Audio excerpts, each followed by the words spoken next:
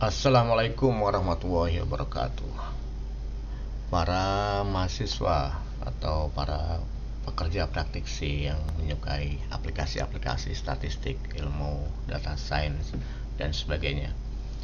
Saya akan membahas dalam beberapa materi ke depan adalah aplikasi statistik tapi tanpa mendownload aplikasinya, atau kita menggunakan web untuk menghitung statistik. Banyak materi statistik atau penghitungan statistik yang itu dianalisis dengan cara kita mendownload aplikasinya, kemudian menginstalnya, sehingga kemudian aplikasi itu terpasang di komputer kita, baru kemudian kita bisa menggunakannya. Tetapi ada banyak sekarang statistik yang dianalisis langsung di web, ya. Webnya yang akan mengerjakannya tanpa kita menginstal aplikasi itu. Salah satunya yang menurut saya terbaik gitu ya, yang menurut saya makin lama makin lengkap, makin bagus gitu ya, karena selalu berkembang aplikasinya, itu adalah web statistik yang namanya adalah Quick Statistics Calculator, ya. Untuk menggunakan ini kalian bisa mencari searching gitu ya, melakukan pencarian di searching web gitu ya. Ketik saja Quick Statistics ini ya, bisa Quick Statistics Calculator atau hanya Quick Statistics. Oke, seperti ini. Maka nanti akan kalian dapatkan salah satu hasil pencariannya itu adalah Social Science Statistics ya. Di judulnya itu adalah Quick Statistics Calculator, tetapi nama websitenya itu adalah Social Science Statistics gitu ya. Ada banyak sekali aplikasi statistik yang bisa kita gunakan. Ini sudah muncul ya. Ini adalah salah satunya gitu ya. Tapi kalau kita klik nanti di websitenya, oke, kita klik saja di sini. Nah, di sini ada banyak sekali statistik yang bisa kita gunakan ya. Jadi kalau zaman dulu kita sangat mengandalkan SPSS gitu ya untuk analisis statistik, maka sekarang statistik standar gitu ya, itu sudah gratis. Zaman dulu kita harus ngehack aplikasi statistik gitu ya, beli di lapak-lapak aplikasi. Sekarang sudah tidak diperlukan lagi. Apa isi aplikasi statistik ini ya? Statistik kalkulator ini banyak banget, mulai dari statistik deskriptif ya sampai statistik inferensial. Oke ya. Di sini banyak sekali jendela-jendela gitu ya yang bisa kita gunakan atau untuk belajar statistik ya. Kalau secara umum semuanya ada di sini di statistik kalkulator. Tapi kalau kita mau nih belajar statistik standarnya dulu, maka kita klik saja statistik deskriptif di sini, deskriptif statistik ya.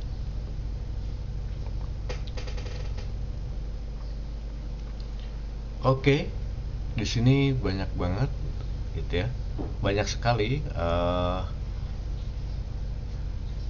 titik-titik atau poin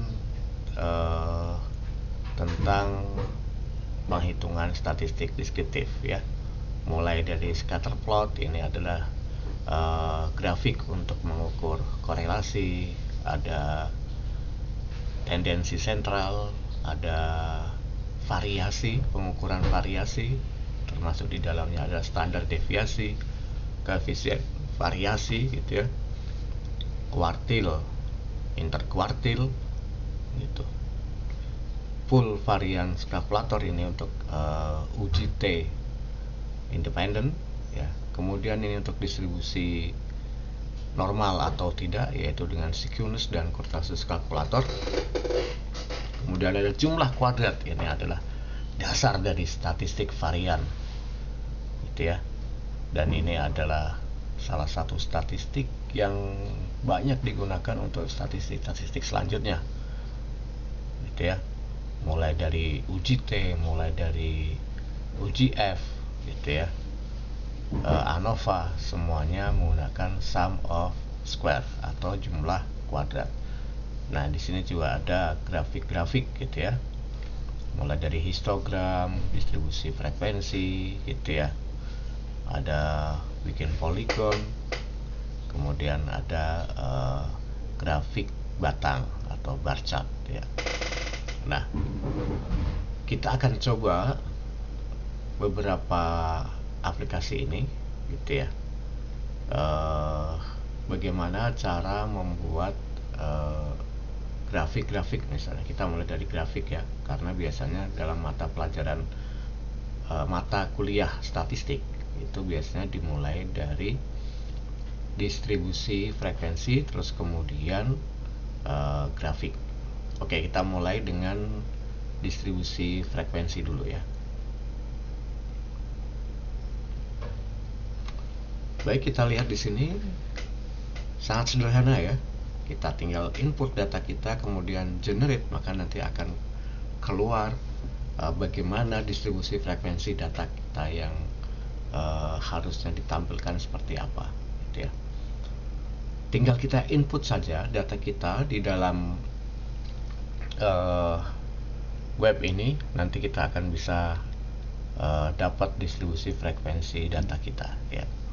Oke, siapkan dulu data yang ingin kalian input. Di sini saya memilih, ini saya gunakan data dari sebuah penelitian gitu ya, mahasiswa. Datanya sebanyak 400 data gitu ya, lebih. Dan itu ternyata bisa, artinya web ini bisa digunakan untuk data yang ratusan gitu ya. Tadi di copy terus kemudian paste saja di sini gitu ya, tinggal kemudian generate. Nah, di sini nih kemudian hasilnya ada tabel distribusi frekuensi, kemudian di sini juga ada data statistik deskriptif ya. Gitu. Banyak sekali yang ditampilkan dalam data ini. Mulai dari rata-rata, median gitu ya, standar deviasi, skewness, kemencengan gitu ya. Nah, ini hasilnya. Di sini biasanya frekuensi yang dibuat itu kurang dari 5 interval ya. Kita lihat di sini ada 6 interval. 63 sampai 72 gitu ya. Kenapa 63? Karena skor terendahnya itu 63 ya. Di sini skor terendahnya 63. Itu 63 sampai 72 ya, berarti ini ada lebar intervalnya itu 10 skor ya. 10 skor. Skor terendahnya itu 63, skor tertingginya 120. Ya, berarti rentangnya kira-kira 60 ya. 60 dibagi 6, maka ya lebar intervalnya kira-kira 10. Kemudian dibuatlah di sini 10 lebar intervalnya ya, interval kelas. Frekuensinya 425 ya, berarti ini datanya bisa sangat banyak gitu ya yang digunakan gitu ya, bisa ratusan gitu ya. Terus kemudian ini persentasenya gitu ya. Dalam distribusi frekuensi biasanya selalu ditampilkan berapa persentase data ini. Ini adalah frekuensinya ya, F biasanya gitu ya. Ini kelasnya, intervalnya. Ini adalah persentasenya. Nah, ternyata di sini juga bisa diedit ya. Kalian misalnya nih ada tugas kuliah bikin distribusi frekuensi, silahkan buat distribusi frekuensi dengan 10 interval kelas itu ya misalnya. Nah ini kalian juga bisa langsung pastikan nih 10 interval kelas gitu ya, kemudian generate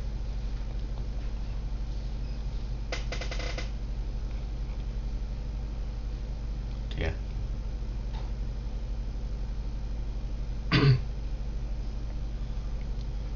Oh ternyata tidak bisa langsung ya, ini bisa kita mungkin edit frekuensi tabel gitu ya. Sebentar, range-nya mau berapa gitu ya. Nah itu kita mau 10 nih itu, maka range-nya ya berarti 6 ya, karena tadi kan 60 ya, 60 range-nya dari 63 sampai 120 ya, ini 6 gitu ya. Kemudian generate. Oh ternyata nggak bisa ya, memang ini maksimal ya, maksimalnya itu hanya 6 range-nya gitu ya, karena mungkin di tabel ini lebar aplikasinya itu hanya segini ya, nggak bisa dia lebih lebar lagi, maka dibatasi ya, dibatasi hanya 6, berarti dia maksimal 6. Kalau mungkin kita kurangi 5 gitu ya, mungkin bisa. Tidak bisa juga ya. Oke ternyata memang ini ya tidak bisa sesuai keinginan kita ya gitu.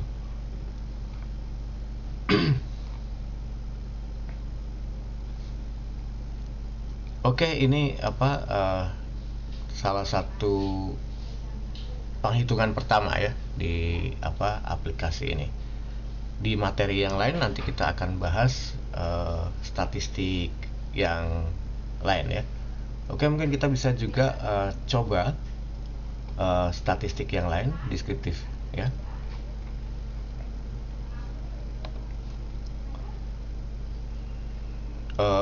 Histogram ya, kita histogram, kita copy seperti data yang tadi, bagaimana hasilnya. Nah ini ya, distribusi frekuensinya seperti yang tadi, karena ini berarti melanjutkan saja hasil hitungan distribusi frekuensi yang tadi ya. Itu ini juga masih sama dengan yang tadi tampilannya gitu ya.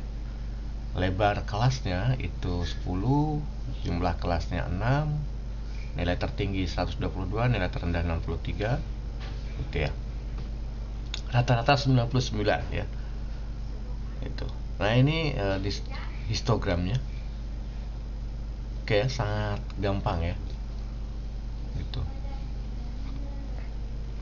Ini seperti tadi ya, ini hasil yang distribusi frekuensi tadi gitu, sepertinya akan sama gitu ya.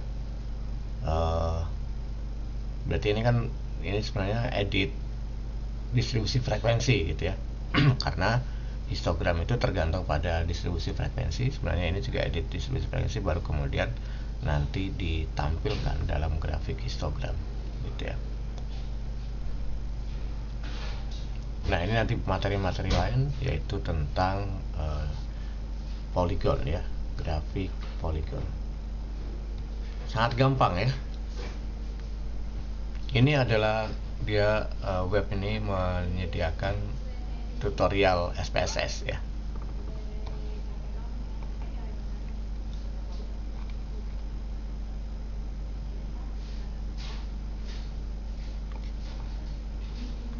Batang, grafik batang, kita coba.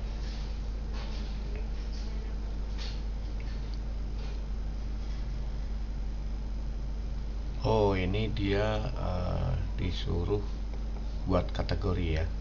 Jadi ini kalau ini manual berarti manual. Kalau tadi histogram tadi otomatis. Disuruh buat kategori gitu ya. Misalnya tinggi gitu ya, sedang, rendah gitu ya. Kemudian berapa ini apa kategorisasinya gitu ya. Misalnya saja tinggi itu di atas 105 gitu ya. Di atas 100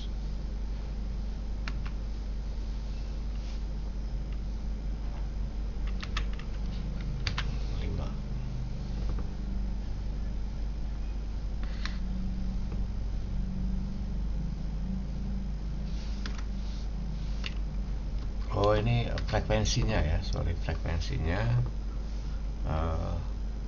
67 misalnya gitu. Terus kemudian ini 200. Nah, ini 75 gitu ya. Kemudian create bar chart. Nah, ini ya, ini manual ya, bar chartnya ini manual.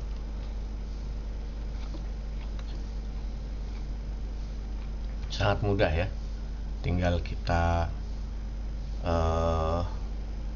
ketik saja kategorisasi kita bagaimana, lebih mudah gitu ya daripada Excel ya.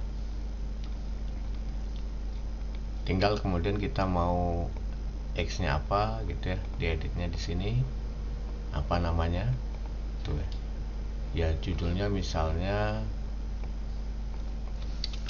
stres mahasiswa gitu ya. Terus kemudian ini frekuensi, biasanya count itu biasanya frekuensi. Oke ya. Ini kalau mau merubah gambarnya gitu ya, judulnya bisa apa, stres mahasiswa kampus X. Kita ganti. Oh, sudah berubah ya. Terus kemudian ini tadi kita ganti. Nah, sudah berubah juga ya. Sangat gampang. Display persentase, kalau kita mau menambahkan persennya di data ini gitu ya. Nah, ini apa, persentasenya gitu ya. Tapi kalau kita klik ini tidak persentase, maka ini hasil frekuensi aslinya gitu ya. Gitu. Sangat gampang gitu ya, bisa dipraktikkan dengan sangat cepat gitu ya. Menurut saya lebih efektif daripada Excel ya. Excel agak rumit untuk merubah-rubah apa judulnya dan sebagainya gitu ya. Oke, itu materi pertama ya tentang aplikasi statistik yang non instalasi ya. Itu sangat bermanfaat bagi mahasiswa atau pekerja yang menampilkan analisis data. Itu saja dulu tentang materi kita saat ini. Kita akan bahas lagi di web ini, di konten-konten yang lain gitu ya. Semoga bermanfaat. Assalamualaikum warahmatullahi wabarakatuh.